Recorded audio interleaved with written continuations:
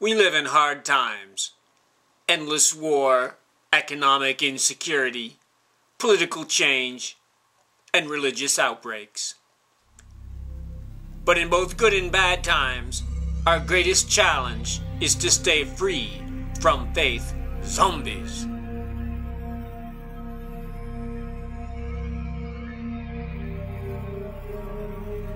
How safe are you?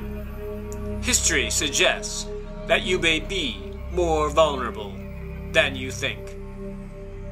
The organization, known as Faith Zombie Resistance Alliance, FISRA, has begun a public education campaign to help us survive attacks from faith zombies.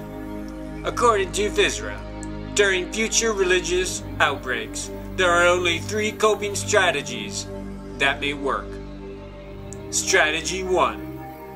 Deception. Some of us go through life surrounded by faith zombies, and one of the most important skills for interhabitation is letting them think that you are one of them. We've learned to walk among them without suspicion, without setting off their alarms. We let them think that we are just like them, just to get by. But this strategy of faith zombie deception doesn't always work out the way we expected. Deborah McCormick, 44, mother of 3, was a free-thinking liberal. From the street, her home seemed to be just another well-nurtured nest of faith zombies. But within it, she secretly homeschooled her children, Peter, 17, Sarah, 15, and Brandon, 12, on the banned art of critical thinking. To her neighbors, she was supermom, balancing job, hockey, and home.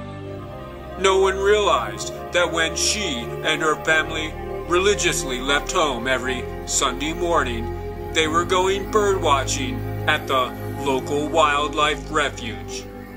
Perhaps she had grown too soft on her 3rd child's upbringing, on instilling fear about the threat that faith zombies pose to life as they knew it. Perhaps it was that Brandon was a preemie and always struggling where Peter and Sarah had not. It was the science project that finally brought their hidden life to the surface. Unknown to Deborah McCormick, Brandon had made a poster about his observations on the promiscuous mating habits of the Bohemian waxwing.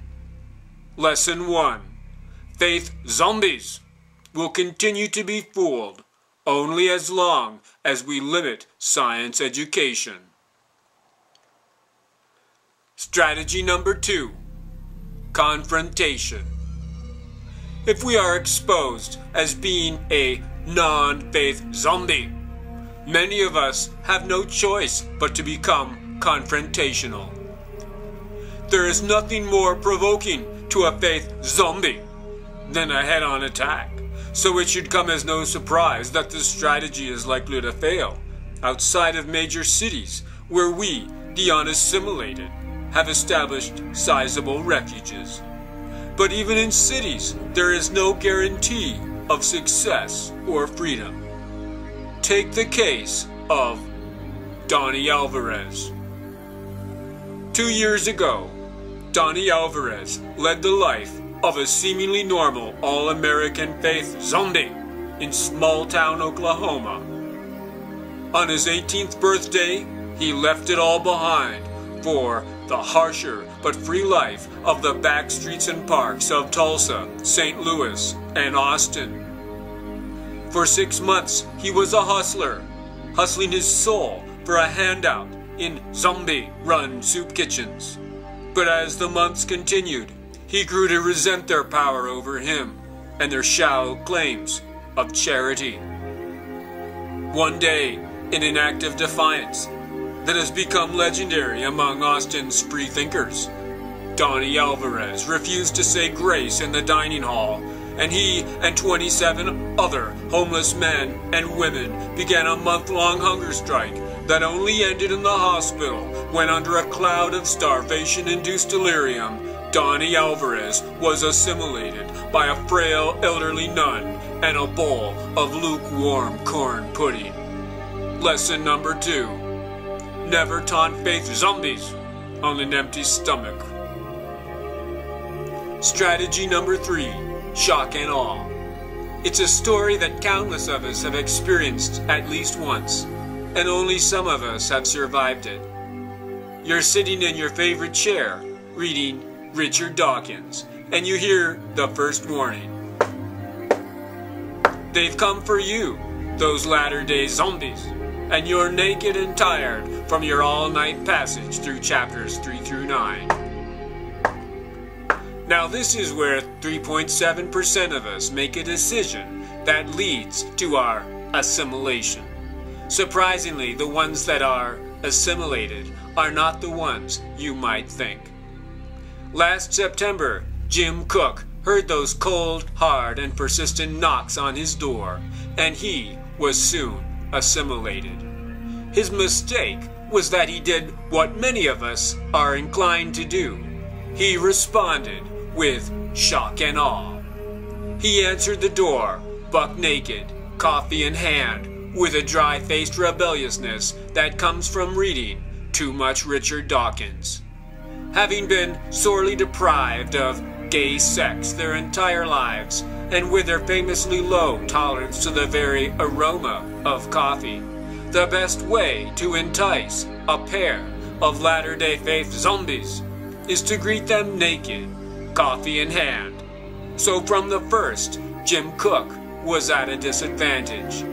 All he had left was Dawkins' high-test arguments of naked logic. To his credit, Jim Cook remembered to ask them about revolving teapots in space, but neither he nor they were ready to talk about the rest. Maybe, if he had put his pants on just 2.5 hours into the debate, his strategy would have been more successful. Lesson 3.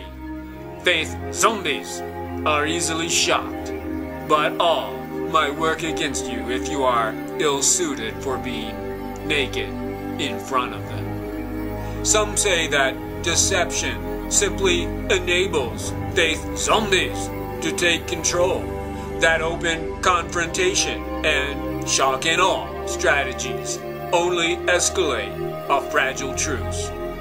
Attacks from faith zombies are a recurrent threat to free-thinking communities the world over, and we all must remain guarded. During future religious outbreaks, all 3 strategies, deception, confrontation, and shock and awe, may work for you, but there is no guarantee.